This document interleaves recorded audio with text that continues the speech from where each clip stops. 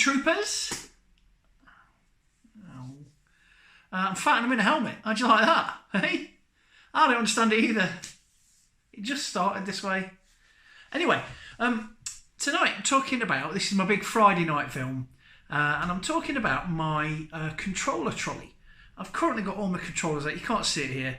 I might cut a little video in here of just all my controllers everywhere. There's Dreamcast controllers, N64, there's Atari, everything, just all over the man cave floor. And most of these normally live in my controller trolley, which some of you might have seen on different videos. And the original plan for this was when I had all my consoles in sort of shelving units all plugged in and hooked up at the same time, it was going to sit next to my TV, and then I'd just grab the controller I wanted, turn it on, plug it in, and away we go. But that was in my old man cave before I moved. And now I've moved, I've got a different system where I have a little mini table underneath the TV wall with connectors and power to it, and then when I want to play a particular game console, I take the games console down off the wall, put it on the mini table, hook it up and do it that way.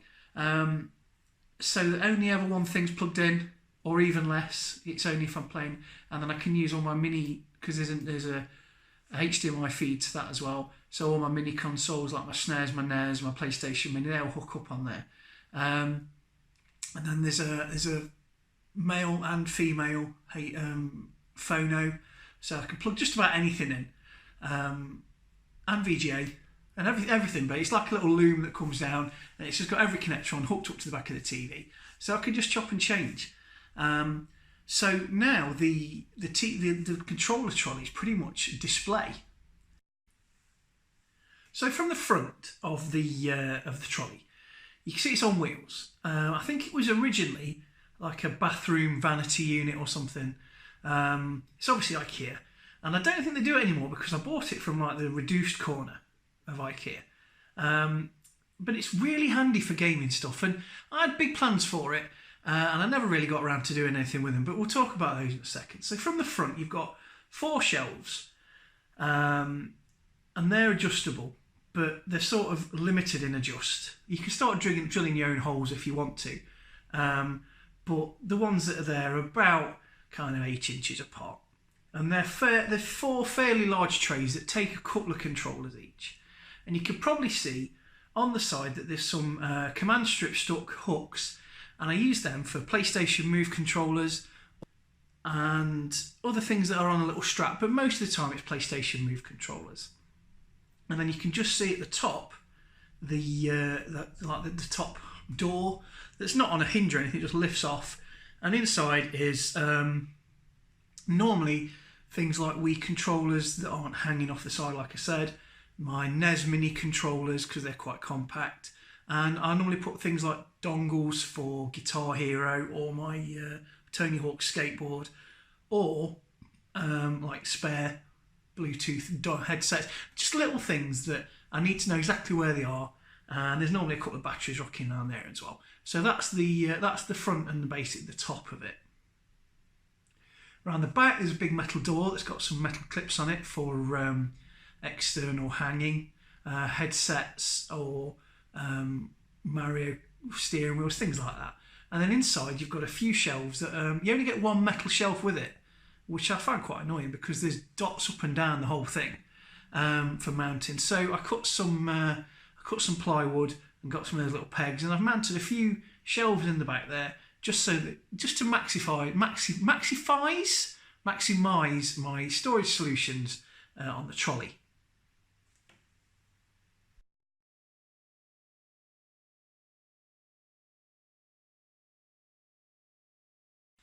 So why am I talking about this now? Well, as I've already said, I've emptied it and I've got controllers all over the room, and I'm sort of half looking at its future really, because it's taken up a piece of real estate that I've half put aside in case I ever drop on an arcade machine. I think it's in a bit of the room that's just about the right size for a 1-up if I ever see one for cheap or I manage to get one for Christmas or whatever. But I think I'm going to keep hold of it anyway because it is such a useful piece of furniture. So original plans when I first got it and I was enthusiastic and an idiot, Still an idiot. But when I was still enthusiastic about it, I planned obviously to put LEDs in it, like everything. You've got to put LEDs on everything. More hanging, make it more useful. But now it's more of a display piece. I think it's pretty much going to stay as it is. I wouldn't mind a light inside the little cubby on the top. Just to make it a bit easier to look in and see what's in there. Because like I say, that's where I keep my dongles, my USBs and things like that tend to whirl around and get lost. So that's all I want to talk about really. I'm going to start putting the controllers back on and arrange them so it looks nice and so that I can get at them easy if ever I do want to use them. And I'm still really pleased with it, and it went together really well. If ever you do see one like that, I can't even remember what name it was. It was definitely in the IKEA reduced bit. And it's really handy for storing games console controllers. That's the absolute truth. It's probably the best solution I've ever seen for storing your games console controllers, short of putting like a mesh thing on the wall and hanging them off on wire things, which is actually quite cool as well. So that's all I wanted to talk about tonight. It's one of the 3 or 4 signature pieces of furniture that I've got inside the man cave, along with the Coke can and the Millennium Falcon table, which I'm hoping to look at a bit more in depth in the future as well. So I hope you enjoyed this video. If you did, thumbs up, ding, ding, ding, ding, ding, ding, and subscribe if you haven't already. Like, I've already done that, it's a thumb up, isn't it? Yeah, do that, and hit the bell so you get any other new videos I'm coming on. And I hope you've enjoyed this video. I've enjoyed making it, as usual. And the helmet says, thanks for stopping by. Bye-bye.